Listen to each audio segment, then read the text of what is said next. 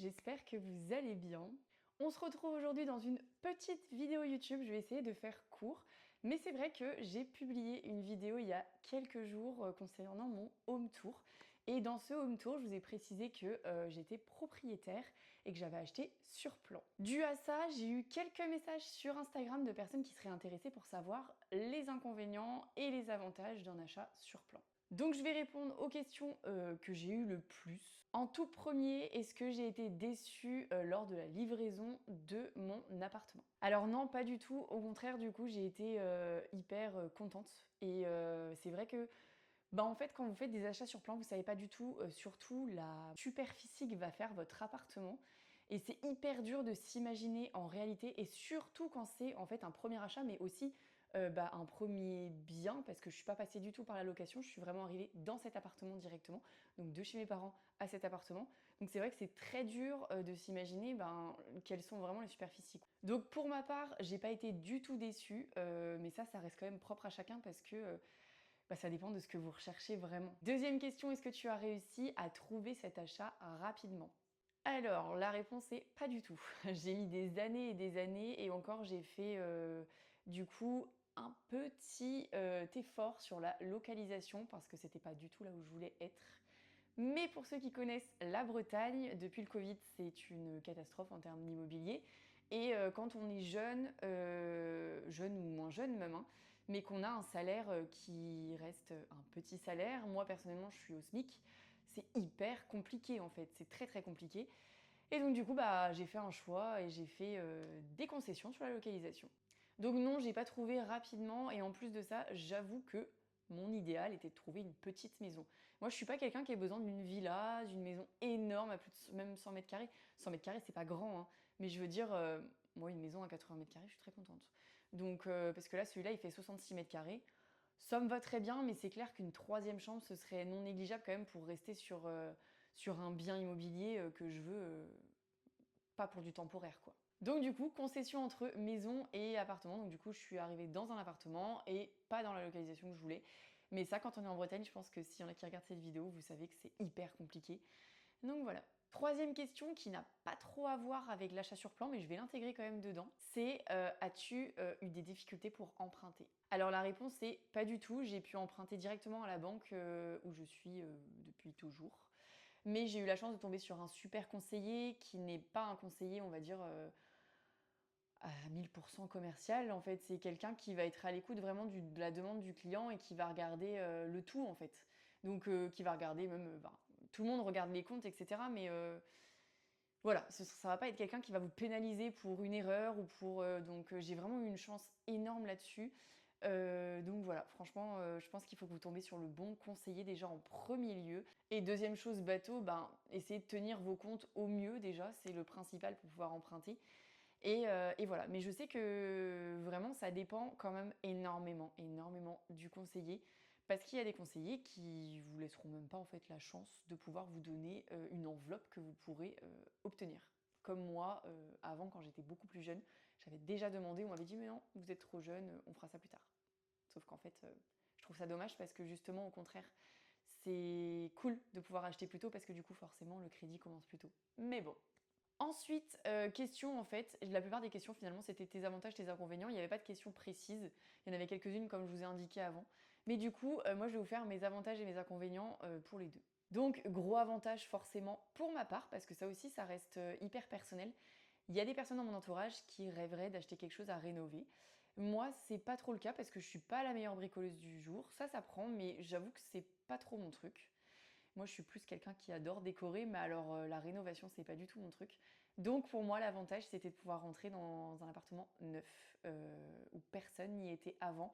Donc ce qui veut dire qu'en fait, j'ai pu choisir mon sol, j'ai pu choisir quelques petites options dans l'appartement, et ça, franchement, c'est super. Je vous prie de m'excuser pour les mouches qui passent devant la caméra depuis tout à l'heure, mais je vous filme la vidéo au moment où on est un peu en canicule, et clairement, les mouches me font la guerre depuis quelques jours, c'est une horreur. Bref. Sinon, en termes d'avantages, j'avoue que je reste vraiment mon avantage premier, ça reste ça. Ça reste le fait de rentrer dans quelque chose de neuf. Tout est vraiment nickel, entre parenthèses, on va en parler après. Et voilà, j'ai pu faire mes propres choix, que ce soit voilà, en termes de sol, en termes de cuisine du coup, parce que cuisine, je pouvais la choisir avec le constructeur, mais moi j'ai décidé de le faire avec directement un cuisiniste à part. Ça aussi, on pouvait le faire. Et puis aussi, un des avantages, c'est que j'ai pu, comme je vous expliquais dans mon home tour, j'ai pu en fait déplacer une cloison qui a fait que ma chambre principale est plus grande pour pouvoir y accueillir mon dressing. Bon, on arrive aux inconvénients. Faut bien y arriver un jour. Principal inconvénient, ça reste quoi? Ça reste le temps d'attente. Ouais, le temps d'attente, ça c'est dingue. Parce qu'en gros, moi je crois que j'ai attendu à peu près 2 ans et demi à 3 ans. Même 3 ans, on est bien sur un 3 ans. Donc 3 ans, c'est énorme quand on a mon âge et qu'on habite encore chez les parents. C'est vraiment énorme, mais c'était le prix à payer pour pouvoir rentrer dans un appartement neuf en étant propriétaire. C'était le prix à payer. Donc j'ai attendu. J'ai eu du retard dans les travaux, mais bon, ça arrive un peu à tout le monde, j'imagine, donc c'est compliqué. Mais bon, c'est sûr que ça reste un des avantages. Pourquoi? Parce qu'aussi, entre-temps, 3 ans, c'est énorme dans la vingtaine. Et dans la vingtaine, en 3 ans, en fait, tu as le temps de changer d'envie, de plein de choses. Et c'est vrai que il y avait une ville où il y avait des occasions pour moi d'acheter beaucoup moins cher. J'avais dit non parce que je voulais absolument être dans un alentour que j'ai choisi quand même là.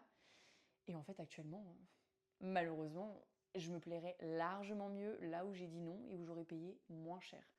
Mais ça, c'est vraiment voilà, c'est le petit coup de moins, mais bon, ça reste ça reste du pas de chance, quoi. Ça reste qu'on apprend et puis bah voilà, c'est comme ça. Côté négatif de l'achat sur plan, choisissez bien votre constructeur également. Parce que y a des constructeurs, franchement, c'est du n'importe quoi. Moi, je suis pas trop à plaindre, ça va. C'est vrai que j'ai vu pire. Mais les malfaçons, franchement, sans déconner, c'est un délire. Quand je vois le prix qu'on paye un appartement neuf et qu'on voit des cloisons qui font des choses pas droites, c'est quand même dingue. Et surtout, chose hyper importante, si vous pouvez être accompagné de quelqu'un dans votre entourage qui s'y connaît, mais faites-le, hein, parce que moi, je l'aurais pas fait. Je serais passée à travers de choses énormes, vraiment, des fenêtres pas calibrées, voilà, du fameux mur pas droit. En fait, je regarde, en étant, moi, dans mon point de vue à moi, je regarde tellement l'esthétique juste comme ça, en fait, en me disant, waouh, les dimensions, trop bien, je m'imagine ce que je vais mettre, etc. Mais je regarde pas les petits détails. Et malheureusement, c'est les petits détails qui deviennent des gros détails une fois qu'on aménage. Par exemple, chose toute bête, on met des baguettes entre chaque pièce, généralement, pas tout le temps, mais généralement. Et en fait, dites-vous que moi j'ai ma chambre principale ici et ma chambre 2 ici.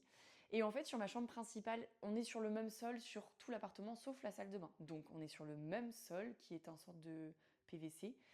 Donc sur la chambre numéro 1, donc on a en fait une sorte de baguette, j'ai perdu le nom, mais bon c'est pas grave.